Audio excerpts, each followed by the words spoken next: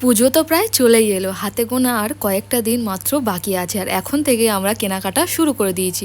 আর এখন আমি তোমাদেরকে মাম্মামের কয়েকটা জামা দেখাচ্ছি, যে কটা ওর জন্য কেনা হয়েছে পুজোর জন্য। দেখো এক এক করে সবটাই তোমাদেরকে দেখাবো।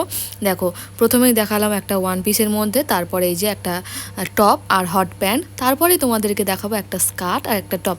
মাম্মামের কিন্তু এবছর পুজোয় বেশ অনেক কটাই জামা হয়েছে, আর এখনও মাম্মামের দু একটা কেনা বাকি রয়ে গেছে। তো সবটাই তোমাদেরকে দেখাবো। আর মামামের কোন জামাটা তোমাদের কেমন লাগছে অবশ্যই জানিও।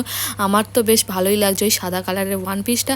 আর এখন তোমাদের দেখো এই যে দুটো ফ্রক দেখাবো, যে দুটো পুজোর দিন সকালবেলা পরবে আর কি। এই যে এই একটা ফ্রক, আর আরেকটা দেখো এই একটা ফ্রক আছে, এটা হচ্ছে ও পুজোর দিন সকালে যে কোনো একটা সময় পরবে।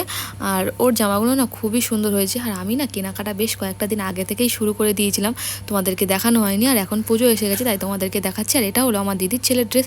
তো কেমন হয়েছে